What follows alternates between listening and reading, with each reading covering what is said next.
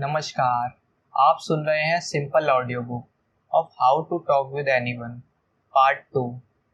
चलिए शुरू करते हैं आपकी स्माइल से। कैसे अपनी स्माइल को जादुई रूप से अलग बनाएं। 1936 में डेल कार्नेगी की लिखी पुस्तक how to win friends and influence people में 6 में से एक कदम था स्माइल। उनके फरमान को हर दशक में व्यवहारिक रूप से हर संचार गुरु द्वारा प्रतिध्वनित किया गया है। हालांकि इस शताब्दी के मोड़ पर यह उच्च समय है कि हम उच्च स्तरीय मानवीय संबंधों में स्माइल की भूमिका पर फिर से जांच करें। जब आप डेल के लिखे विचारों में गहराई से उतरते हैं तो आप यह पाएंगे कि 1936 की त्वरित स्माइल हमेशा काम नहीं आती है। खासकर आजकल पुराने जमाने की झटपट मुस्कुराहट आज की परिष्कृत भीड़ के साथ कोई भार नहीं उठाती है।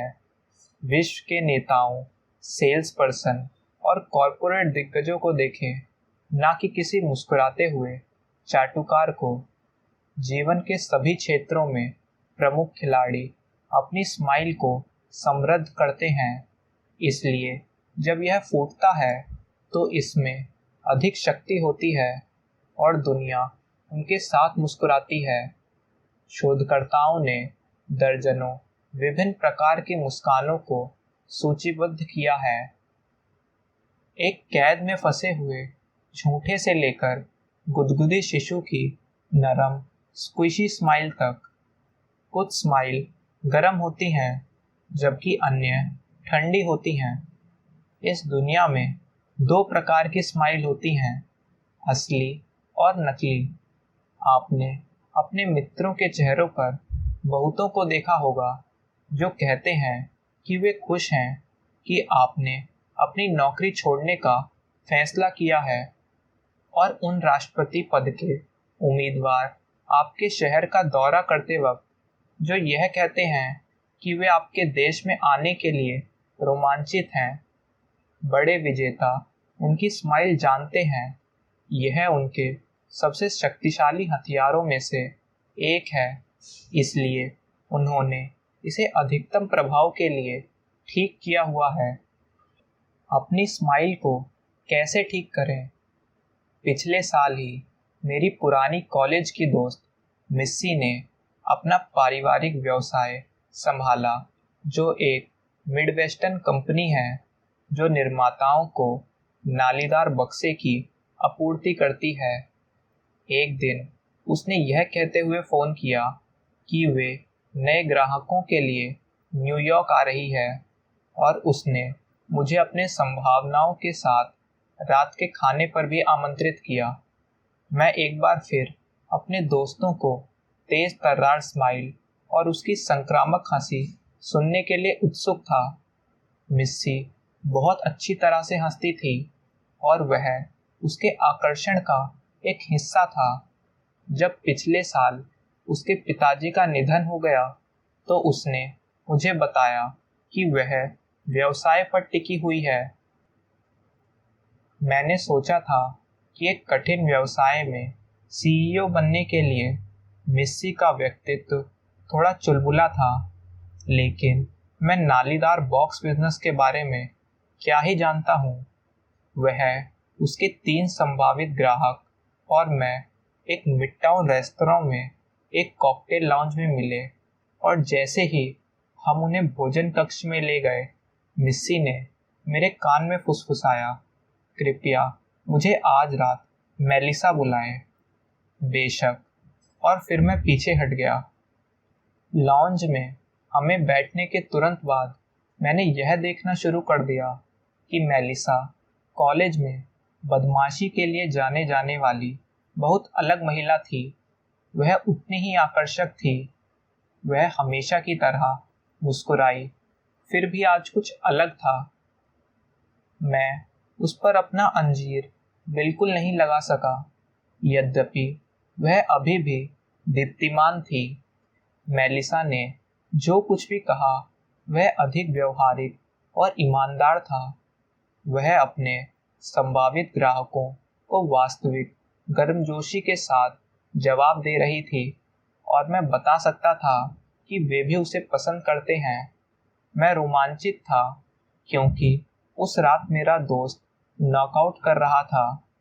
शाम के अंत तक मेलिसा के पास 3 बड़े नए ग्राहक थे। कैसे अपनी स्माइल को जादुई रूप से अलग बनाएं।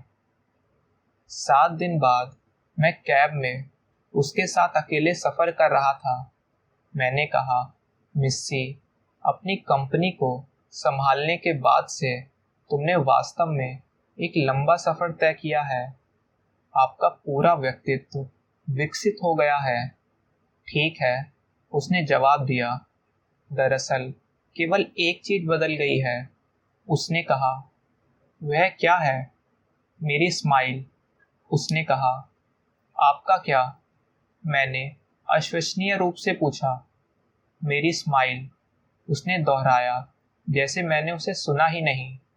आप देखिए, उसने कहा, उसकी आंखों में दूर से देखने पर जब पिताजी बीमार हो गए और उन्हें पता चला कि कुछ वर्षों में ईद का व्यवसाय संभालना है, तो उन्होंने मुझे बिठाया और मेरे साथ जीवन बदलने वाली बातचीत की। पापा ने कहा, मिस्सी, हनी, वो पुराना गाना याद है? I loves you, honey, but your fate too big. ठीक है, यदि आप बॉक्स व्यवसाय में इसे बड़ा बनाने जा रहे हैं, तो मैं कहूँ, मैं तुमसे प्यार करता हूँ प्रिय, लेकिन तुम्हारी स्माइल बहुत तेज है। फिर उन्होंने एक पीले रंग का अखबार निकाला जिसमें एक अध्ययन का हवाला दिया गया था, जो मुझे यह दिखाने के लिए बचा रहा था कि समय कब सही था। इसने बिजनेस में महिलाओं को शामिल किया। अध्ययन से यह पता चला है कि जो महिलाएं कॉरपोरेट जीवन में मुस्कुराने में धीमी थी, उन्हें अधिक विश्वसनीय माना जाता था। जैसे ही मिस्सी ने बात की, मैंने Margaret Thatcher, Indira Gandhi, Golda Meir, Madeleine Albright और उनके जैसी अन्य शक्तिशाली महिलाओं जैसे इतिहास बनाने वाली महिलाओं के बारे में सोचना शुरू किया। उनकी तेज स्माइल के लिए कोई नहीं जाना जाता था।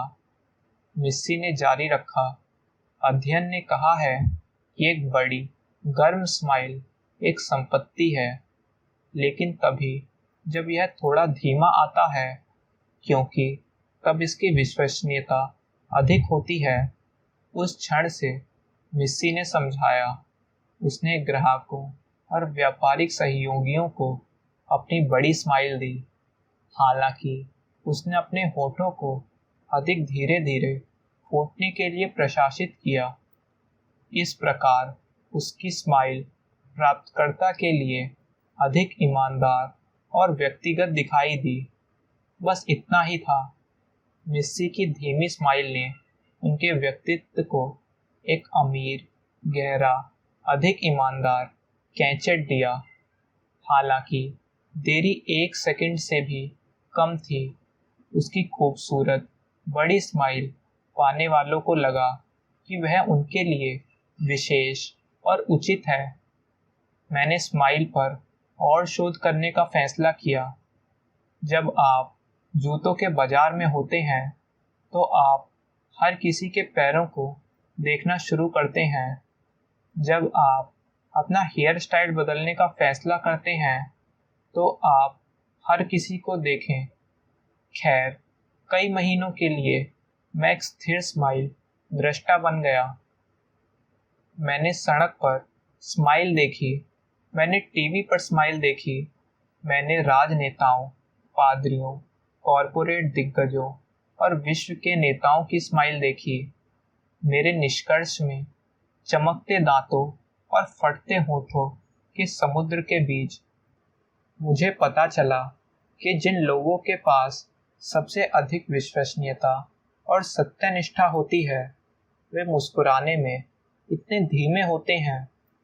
फिर जब उन्होंने ऐसा किया, तो उनकी स्माइल उनके चेहरे की हर दरार में समा गई और उन्हें एक धीमी बाढ़ की तरह ढक गई। इस प्रकार मैं निम्नलिखित तकनीक को फ्लडिंग स्माइल कहता हूँ। आइए अब हम यात्रा करते हैं, लेकिन कुछ इंच उत्तर में आपके पास मौजूद दो सबसे शक्तिशाली संचार उपकरण हैं, आपकी आंखें। तकनीक नंबर 1, बाढ़ की स्माइल, जिसे मैं फ्लडिंग स्माइल कहता हूँ। जब आप किसी का अभिवादन करते हैं तो तत्काल स्माइल ना दिखाएं, जैसे कि आपकी दृष्टि में आने वाला कोई भी व्यक्ति लाभार्थी होगा। इसके बजाय दूसरे व्यक्तियों के चेहरे को 1 सेकंड के लिए देखें, रुको, उनके व्यक्तित्व में डूबो, फिर एक बड़ी गर्म प्रतीकशाली स्माइल को अपने चेहरे पर बहने दें और अपनी आंखों में बहने दें। यह प्राप्तकर्ता को गर्म लहर की तरह निगल जाएगा। स्प्लिट सेकंड की देरी लोगों को आश्वस्त करती है कि आपकी बाढ़ वाली स्माइल वास्तविक है और केवल उनके लिए है। अपनी आंखों का उपयोग करके हर किसी को बुद्धिमान और अंतर्दृष्टि के रूप में कैसे प्रहार करें, यह कहने के लिए कि केवल एक मामूली अतिशयोक्ति है कि हेलेन ऑफ ट्रॉय अपनी आंखों से जहाज़ों को लॉन्च कर सकता है और डेवी क्रिकेट एक भालू को घूर सकता है। आपकी आंखें व्यक्तिगत हथगोले जो लोगों की भावनाओं को विस्फोट करने की शक्ति रखते हैं। जिस तरह मार्शल आर्ट मास्टर अपनी मुट्ठी को घातक हथियारों के रूप में दर्ज करते हैं, उसी तरह जब आप निम्नलिखित आई कांटेक्ट तकनीकों में महारत हासिल करते हैं तो आप अपनी आंखों को मनोवैज्ञानिक घातक हथियारों के रूप में पंजीकृत कर सकते हैं। जीवन के खेल में प्यारे लोग उस रूढ़िवादिता से घिरे रहते हैं जो सिखाती है कि अच्छी नज़र रखें। एक के लिए वे समझते हैं कि कुछ संदिग्ध या असुरक्षित लोगों के लिए तीव्र आंखों से संपर्क एक खतरनाक घुसपैठ हो सकता है।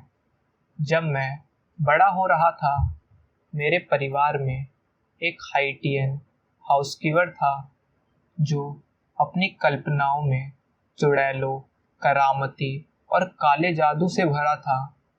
जोला ने मेरे श्याम देश की बिल्ली लुई के साथ कमरे में अकेले रहने से इनकार कर दिया। लुई मेरी आत्मा को ठीक से देखता था, डर से मुझे फुसफुसाता है। कुछ संस्कृतियों में ग्रहण नेत्र संपर्क टोना है, दूसरों में किसी पर हमला करना धमकी या अपमानजनक हो सकता है। इसे महसूस करते हुए अंतर्राष्ट्रीय परिदृश्य में बड़े खिलाड़ी बलरिटेज वाक्यांश पुस्तक के बजाय अपने कैरी ऑन में शरीर भाषा के अंतर पर एक पुस्तक पैक करना पसंद करते हैं। व्यवसाय में यहाँ तक कि जब रोमांस तस्वीर में नहीं होता है, मजबूत आंखों को संपर्क पुरुषों और महिलाओं के बीच एक शक्तिशाली दीवार बन जाता है। बोस्टन में एक केंद्र ने सटीक प्रभाव जानने के लिए एक अध्ययन किया। शोधकर्ताओं ने विपरीत लिंग वाले व्यक्तियों को 2 मिनट के आकस्मिक बातचीत करने के लिए कहा। उन्होंने अन्य आधे विषयों को चैट के लिए कोई विशेष नेत्र संपर्क निर्देश नहीं दिया। जब उन्होंने बाद में विषयों पर सवाल उठाया तो बिना सोचे समझे ब्लिंकर्स ने अपने सहयोगियों के लिए सम्मान और स्नेह की उच्च भावनाओं की सूचना दी जो उनसे अनजान थे। उनकी पलकें झपका रहे थे। मैंने पहली बार किसी अजनबी के साथ घनिष्ठता तीव्र नेत्र संपर्क का अनुभव किया है। एक बार कई सौ लोगों को सेमिनार देते समय भीड़ में एक महिला के चेहरे ने मेरा ध्यान खींचा। प्रतिभागियों की उपस्थिति विशेष रूप से नजरें नहीं हटाई। जब मैंने अपनी बात पूरी की और चुप रहा तो उसकी आंखों ने मेरे चेहरे पर ही टिकी रही। मुझे लगा कि वह मेरे होठों से निकलने वाली अगली अंतर्दृष्टि का स्वाद लेने के लिए इंतजार नहीं कर सकती। मैं इसे प्यार करता था। अपनी एकाग्रता और स्पष्ट आकर्षण ने मुझे कहानियों को याद करने और महत्वपूर्ण बिंदुओं को लंबे समय से भूल जाने के लिए प्रेरित किया। अपनी बात के ठीक बाद मैंने इस नए दोस्त की तलाश करने का संकल्प लिया जो मेरे भाषण से इतना रोमांचित था। जैसे ही लोग हॉल से निकलते रहे थे, मैं जल्दी से अपने बड़े पंखे के पीछे जा बैठा। क्षमा करें, मैंने कहा, मेरा फैन चलता रहा। क्षमा करें, मैंने थोड़ा जोर से दोहराया। मेरे प्रशंसक ने उसकी गति में बदलाव नहीं किया क्योंकि उसने दरवाजे से बाहर जाने जारी रखा। मैंने उसे गलियारे में घुमाया और उसके कंधे को धीरे से थपथपाया। इस बार वह अपने चेहरे पर आश्चर्य भरी दृष्टि के साथ इधर उधर घूम रही थी। मैंने अपनी बात पर उसकी एकाग्रता की सराहना करने और उससे कुछ सवाल पूछने के बारे में कोई बहाना बनाया। अपनी आंखों का उपयोग करके सभी को बुद्धिमान और अंतर्दृष्टिपूर्ण कैसे समझे? क्या आपने संगोष्ठी से बहुत कुछ प्राप्त किया? मैंने उद्यम किया। खैर, वास्तव में नहीं, उसने खुलकर जवाब दिया। आप जो कह रहे थे उसे समझने में मुझे कठिनाई हो रही थी क्योंकि आप अलग अलग दिशाओं की ओर मुख करके मंच पर घूम रहे थे। दिल की धड़कन में मैं समझ गया। महिला श्रवण बधिर थी। जैसा कि मुझे संदेह था, मैंने उसे बंदी नहीं बनाया। मुझे उम्मीद थी कि वह मेरी बातों में दिलचस्पी नहीं ले रही थी। उसने अपनी आंखें मेरे चेहरे पर चिपकाए रखने का एकमात्र कारण यह था कि वह संघर्ष कर रही थी कि मेरे होंठ पड़ सके। फिर भी उसकी आंखों के संपर्क ने मुझे मेरे बात के दौरान इतनी खुशी और प्रेरणा दी थी कि मैं थक गया था। मैंने उसे कॉफी के लिए मेरे साथ आने के लिए कहा। मैंने अगले घंटे में अपना पूरा सेमिनार सिर्फ उसके लिए तैयार किया। शक्तिशाली सामान, यह आंख से संपर्क करें। अपनी आंखों को और भी अधिक बुद्धिमान बनाएं। तीव्र नेत्र संपर्क के लिए एक और तर्क है। सम्मान और स्नेह की भावनाओं को जगाने के अलावा मजबूत नेत्र संपर्क बनाए रखने से आपका एक बुद्धिमान और अमूर्त विचारक होने का एहसास होता है, क्योंकि अमूर्त विचारक ठोस विचारों की तुलना में आने वाले डेटा को अधिक आसानी से एकीकृत करते हैं। वे मौन के दौरान भी किसी की आंखों में देखना जारी रख सकते हैं। अपने साथी की ओर झांकने से उनके विचार प्रक्रिया विचलित नहीं होती है। हमारे बहादुर मनोवैज्ञानिकों पर वापस जाएं। ये शोधकर्ताओं ने यह सोचकर कि उनके पास आंखों के संपर्क के बारे में कोई अडिग सच्चाई है, नेत्र लोगक बेचने में अधिक शारीरिक भाषा की बारीकियों का पता लगाएं। फिलहाल आपको केवल स्पीकर द्वारा प्रसारित किए जा रहे चैनल को ट्यून करना है। अब आपके पास आत्मविश्वासी, विश्वसनीय और करिश्माई व्यक्ति के रूप में सामने आने में मदद करने के लिए तकनीकें हैं जो हर किसी के संपर्क में आने पर उसे लाखों जैसा महसूस कराती हैं। आइए इस खंड में एक और तकनीक का पता लगाएं। हम हॉर्स सेंस बात करते समय दोहरे ट्रैक पर आने की आदत डालें, अपने आप को व्यक्त करें, लेकिन इस बात पर गहरी नज़र रखें कि आपका श्रोता आपकी बात पर क्या प्रतिक्रिया दे रहा है। फिर उसे के अनुसार अपनी चाल की योजना बनाएं। अगर एक घोड़ा ऐसा कर सकता है तो एक इंसान भी कर सकता है। लोग कहेंगे कि तुम सब कुछ उठाते हो, आप कभी कोई तरकीब नहीं छोड़ते। आपको घोड़े की समझ है। कैसे सुनिश्चित करें कि आप एक भी बीट मिस नहीं करते हैं। आपने टेलीविज़न पर पेशेवर स्कीइंग देखी है। पिस्ट के शीर्ष पर एथलीट हर पेशी पिरामिड और पॉइंट बंदूक की प्रतीक्षा में उसे अंतिम जीत के लिए प्रेरित करती है। उसकी आंखों में गहराई से देखें और आप देखेंगे कि उसे शरीर से बाहर का अनुभव हो रहा है। उसके दिमाग की नज़र में स्कीयर ढलान पर झपट्टा मार रहा है, डंडे के बीच आगे पीछे जा रहा है और दुनिया की सोच से तेज समय में फिनिश लाइन के पार फिसल रहा है। एथलीट कल्पना कर रहा है। सभी एथलीट इसे करते हैं। गोताखार, धावक, कूदने वाले, भाला फेंकने वाले, लुगर, तैराक, स्केटिंग करने वाले, कलाबाज, वे उसे करने से पहले अपने जादू की कल्पना करते हैं। वे अपने शरीर को झुकते, मरोड़ते, उछालते या हवा में उड़ते हुए देखते हैं। वे हवा की आवाज़, पानी में छींटे, भाले की गड़गड़ाहट, उसके उतरने की गड़गड़ाहट सुनते हैं।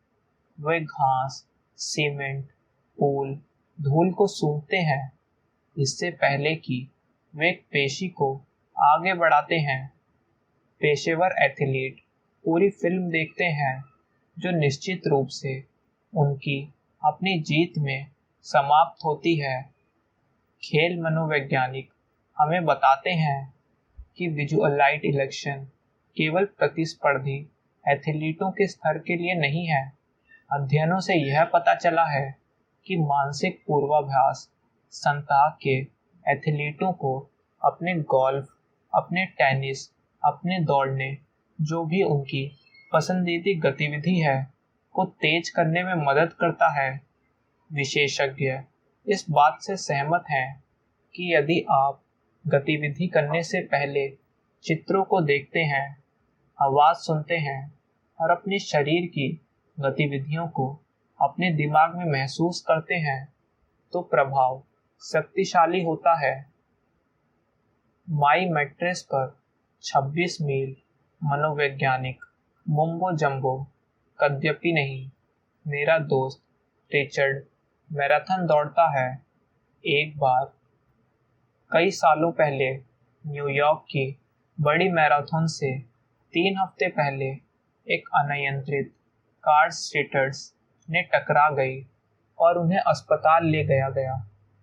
उसे ज़्यादा चोट नहीं आई, फिर भी उसके दोस्तों ने उसके लिए खेद महसूस किया, क्योंकि 2 सप्ताह बिस्तर पर लेटे रहना स्वाभाविक रूप से उसे बड़ी घटना से बाहर कर देगा।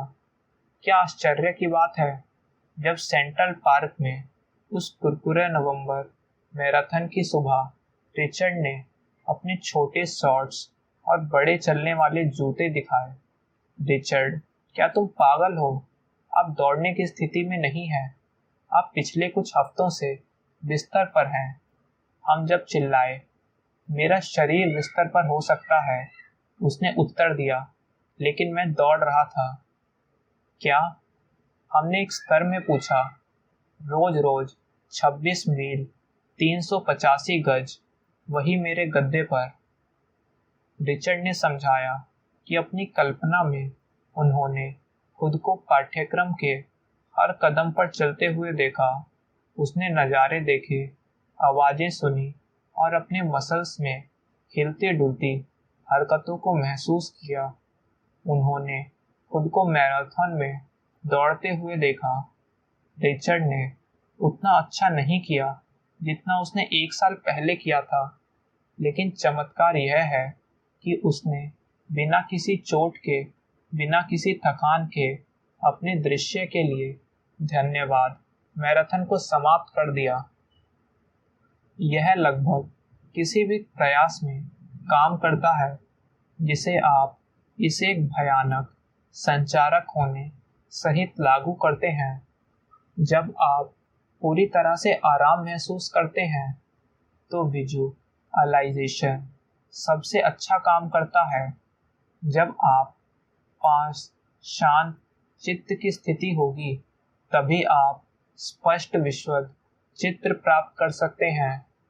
पार्टी, अधिवेशन या बड़ी सभा के निकलने से पहले अपने दृश्य को अपने घर या कार के शांत वातावरण में करें। अपने दिमाग में यह सब समय से पहले देखें। अब आपके पास अपने जीवन में किसी भी नए व्यक्ति के साथ दाहिने पैर पर शुरुआत करने के लिए आवश्यक कौशल है। अपने बारे में सोचें कि कैसे सुनिश्चित करें कि आप एक सिंगल बीट को मिस ना करें। सीन बनाने से पहले सीन देखें। अपने आप को अपने दांतों की मुद्रा में हैंक के साथ घूमते हुए, हाथ मिलाते हुए, बार्ड की स्माइल को मुस्कुराते हुए और स्टिकी आइज बनाते हुए देखें। अपने आप को सभी के साथ आराम से चैट करते हुए सुने। यह जानने का आनंद महसूस करें कि आप चरम रूप में हैं और हर कोई आपकी ओर आकर्षित हो रहा है। अपने आप को एक सुपर समबड़ी की कल्पना करें। फिर यह सब अपने आप हो जाता है। रॉकेट की तरह यह पहला क्षण उड़ान भर रहा है। जब कैप कैनेडी के लोग चंद्रमा के लिए एक अंतरिक्ष यान का लक्ष्य रखते हैं तो शुरुआत में 1 डिग्री के 10 लाखवें हिस्से में गलती होती है। जब शिल्प अभी भी जमीन पर होता है, इसका मतलब है कि चंद्रमा को हजारों मील की दूरी पर गायब करना। वैसे ही किसी रिश्ते की शुरुआत में एक छोटे से बॉडी लैंग्वेज ब्लूपर का मतलब यह हो सकता है कि आप उस व्यक्ति के साथ कभी हिट नहीं करेंगे, लेकिन द फ्लडिंग स्माइल और सीन बनाने से पहले सीन देखें। आप सही रास्ते पर होंगे। किसी से जो कुछ भी आप चाहते हैं उसे प्राप्त करने के लिए, चाहे वह व्यवसाय हो, दोस्ती हो या प्यार हो। धन्यवाद।